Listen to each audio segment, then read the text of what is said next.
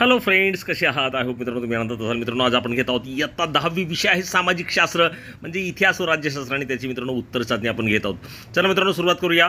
या उत्तर चाचणीमध्ये नेमकं दिलेलं काय, आणि व्हिडिओ शेवटपर्यंत बघा. आणि मित्रांनो, चॅनलवर नवीन असेल तर चॅनल सबस्क्राईब करून द्या. भारतीय हरित क्रांतीचे जनक टिंबटिंब होत. मित्रांनो, वर्णाक्षर लिहायचे बाजूला, तर क आहे याचं उत्तर डॉक्टर एम.एस. स्वामीनाथन. त्यामुळे क इकडे लिहा. दृकश्राव्य साधनांमध्ये टिंबटिंब या साधनाचा समावेश होतो. आता मित्रांनो, इथे जे दिलं आहे त्यामध्ये फक्त दूरदर्शनच आहे की दृकश्राव्य, त्यामुळे इथे अ लिहा. भारताच्या विज्ञान आणि तंत्रज्ञानाच्या क्षेत्रात सुधारणा घडवून आणण्याचा प्रयत्न टिंबटिंब या प्रधानमंत्र्यांनी केला. तर मित्रांनो, याचं उत्तर आहे ड राजीव गांधी. ते लिहिलेलं आहे. आजच्या काळात टिंबटिंब ही राष्ट्रीय व आंतरराष्ट्रीय पातळीतील गंभीर समस्या आहे. मित्रांनो, याचं उत्तर आहे ब पर्यावरणाचा ऱ्हास ही राष्ट्रीय आणि आंतरराष्ट्रीय पातळीवरील गंभीर समस्या आहे. मित्रांनो, ब घेऊया लगेच. पुढील गटातील चुकीची जोडी ओळखून लिहा. तर मित्रांनो, यामध्ये जर बघितलं तर भौतिक साधन आणि अभिलेख ही जोडी जी आहे ती चुकीची आहे, त्यामुळे ते लिहा. दुसरा प्रश्न काय बघा मित्रांनो, इथे सुद्धा चुकीची जोडी आहे. ज्योती म्हापसेकर व महिला आयोग ही चुकीची जोडी आहे, ती तुम्ही लिहा. तिसऱ्या प्रश्नामध्ये मित्रांनो, चुकीची जोडी जी आहे ती क आहे. डॉक्टर राजा रामण्णा आणि अवकाश संशोधन. अशा पद्धती मित्रांनो, प्रश्न पहिला जो येतो आपला तर कंप्लीट झालेला. लगेच आपण वळूया मित्रांनो प्रश्न दुसऱ्याकडे. काय तो दिलेल्या सूचनांप्रमाणे कृती करा. कोणतेही दोन संकल्पना चित्र पूर्ण करायचे आहेत.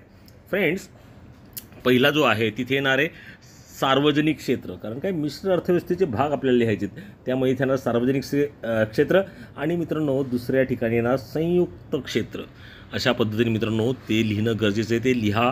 पुढे बघा मित्रांनो, पुढचा प्रश्न आहे खाली दिलेल्या भारतातील पंतप्रधानांचा कालखंडानुसार योग्य क्रम लावा. मित्रांनो, एच.डी. देवगौडा, राजीव गांधी, पी.व्ही. नरसिंहराव, अटल बिहारी वाजपेयी दिलेत. त्यापैकी पहिला येणार मित्रांनो राजीव गांधी, नंतर येणार पी.व्ही. नरसिंहराव, नंतर अटल बिहारी वाजपेयी, आणि शेवटी लिहा एच.डी. देवगौडा. अशा पद्धतीने मित्रांनो हा प्रश्न पूर्ण करा.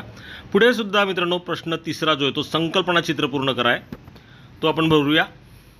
आता मित्रांनो, इथे काय बघा, सामाजिक समता निर्माण होण्यासाठी संविधानाने नागरिकांना दिलेले हक्क कोणते आहेत मित्रांनो? समानतेचा हक्क म्हणजे शोषणाविरुद्धचा हक्क, मालमत्तेचा हक्क, धार्मिक स्वातंत्र्याचा हक्क आणि प्रवेशाचा हक्क. यापैकी ज्या दोन रिक्त जागा होत्या त्या भरल्या आहेत, त्या तुम्ही भरून घ्या. अशा पद्धतीने मित्रांनो आपलं हे संकल्पना चित्र जे आहे ते पूर्ण होईल. आता मित्रांनो पुढे वळूया. थोडक्यात टिपा लिहा. कोणत्याही दोन लिहायच्या आहेत. पहिली आहे जलप्रदूषण. आता मित्रांनो, जलप्रदूषणामध्ये आपल्याला काय लिहिता येईल? जलप्रदूषण म्हणजे पाण्याच्या स्रोतांचे प्रदूषण. प्रदूषित पाण्यामुळे पोटाचे विकार आणि साथीचे रोग पसरतात.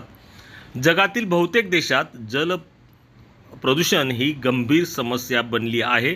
त्यामुळे जलचर प्राण्यांचा अस्तित्वाचा धोका निर्माण झाला आहे. अशा पद्धतीने मित्रांनो जलप्रदूषणाची टीप जी ती तुम्ही थोडक्यात लिहू शकतात. दुसरं होतं मित्रांनो वृत्तपत्रांचे बदलते स्वरूप. आता याचं उत्तर लिहिताना कृष्णधवल रंगात छापली जाणारी वृत्तपत्रे आता रंगीत झाली आहेत. सुरुवातीला जर पाहिलं तर मित्रांनो ते ब्लॅक अँड व्हाईट म्हणजे कृष्णधवल होती, नाही का? दुसरं लिहिता येईल आपल्याला आधुनिक तंत्रज्ञान विकसित झाल्याने छपाईच्या तंत्रातही अधिक सुधारणा झालेली आहे. आणि तिसरं आपल्याला लिहिता येईल मित्रांनो वृत्तपत्रे सामाजिक क्षेत्रात अधिक सक्रिय झालेली आहेत. मित्रांनो, तिसरी ट्रिप आपल्याला लिहायची इतिहासाची साधने, ती आपण बघूया. आता मित्रांनो, इतिहासाची साधने इतिहासाची लिखित, भौतिक, मौखिक साधने आहेत. दृकश्राव्य माध्यमांद्वारे सुद्धा इतिहास अभ्यासता येतो. आता यामध्ये मित्रांनो आपण जर बघितलं भौतिक साधने, तर यामध्ये कशाचा समावेश होतो? तर स्मारके, किल्ले, नाणी, तुरुंग, राजवाडे इत्यादींचा समावेश होतो. जर मौखिक साधनांचा विचार केला तर यामध्ये स्फूर्तिगीते, पोवाडे, ओव्या, लोककथा यांचा समावेश होतो.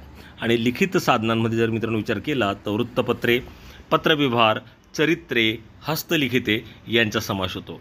आणि जे दृकश्राव्य आहे यामध्ये दूरदर्शन, अनुबोधनपट आणि चित्रपट यांचा समावेश होतो.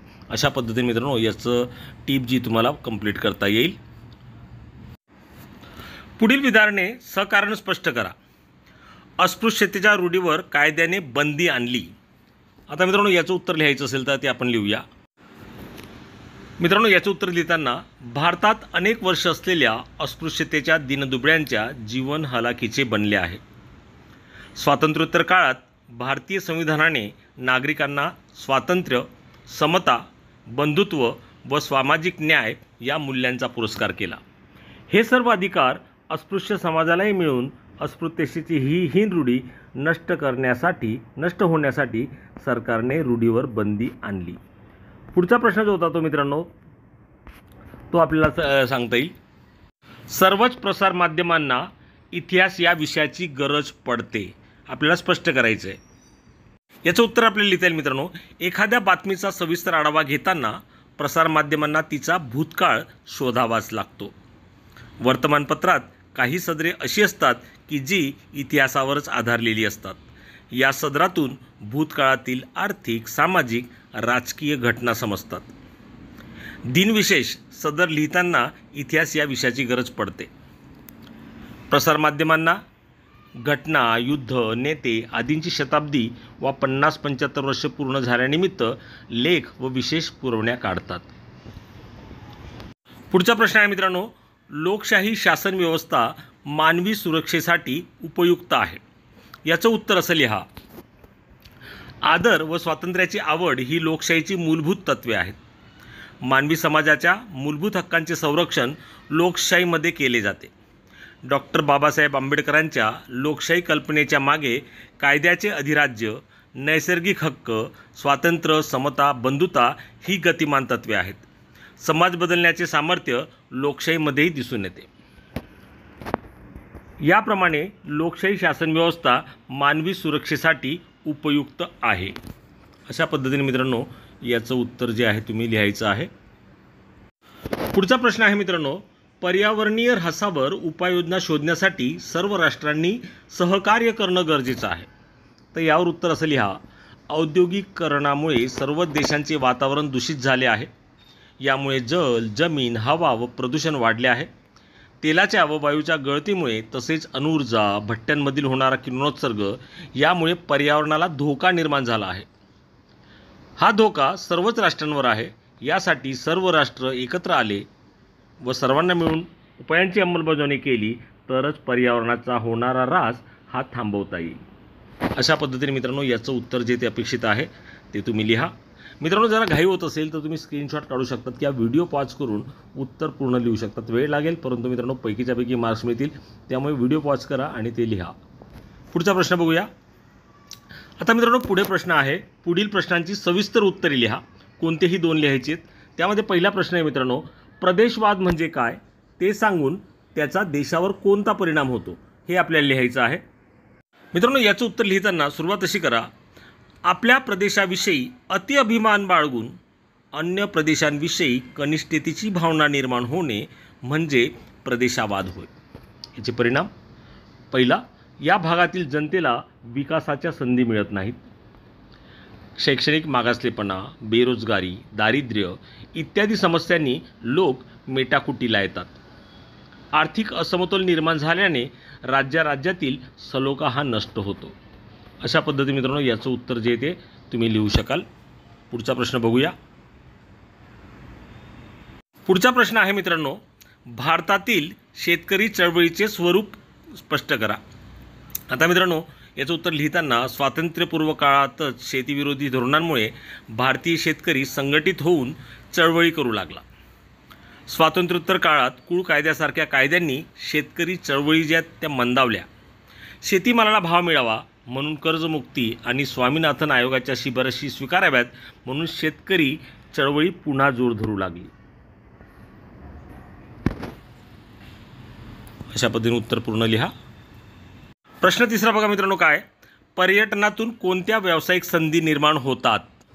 पर्यटकांना राहण्यासाठी असणारी निवासस्थाने चालवणे, ती बांधण्यासाठी संबंधित असणारे उद्योग, खाद्यपदार्थांची दुकाने, हॉटेल्स, खानावळी इत्यादी उद्योग, हस्तोद्योग, कुटीरोद्योग व त्यांच्या विक्रीची दुकाने, पर्यटकांच्या वाहतुकीसाठी असणारे वस्त्र, रिक्षा, टॅक्सी आदी उद्योग या सर्वांना व्यावसायिक संधी मित्रांनो निर्माण होतात असं आपल्याला लिहिता येईल. पुढचा प्रश्न बघा, काय पर्यावरणाचे रक्षण करण्यासाठी जनजागृतीबाबत 6 घोषवाक्य तयार करा. तर ही वाक्य अशी लिहिता येतील मित्रांनो. पर्यावरण रक्षणाची धरूया कास तरच होईल मानवाचा विकास. दुसरं, झाडे लावा झाडे जगवा. तिसरं, पर्यावरण वाचेल तरच जग वाचेल. आणि चौथं, पर्यावरणाचे करा रक्षण, उज्ज्वल भविष्याचे हेच धोरण. पाचवं आपल्याला करता येईल, भविष्याचा ओळखा धोका, वसुंधरेचा ऐका हाका, पर्यावरणाचा समतोल राखा. पर्यावरणाचा करूया सन्मान, कारण हेच आहे आपल्यासाठी वरदान. मित्रांनो, तुम्हीसुद्धा अशी वाक्य तयार करू शकतात व ती लिहू शकताल. आय होप फ्रेंड्स तुम्हाला हा व्हिडिओ आवडला असेल. मित्रांनो, व्हिडिओ आवडला असेल लाईक आणि शेअर नक्की करा तुमच्या मित्रांना, आणि चॅनलवर नसेल मित्रांनो चॅनल सबस्क्राईब करा. Take care, good bye.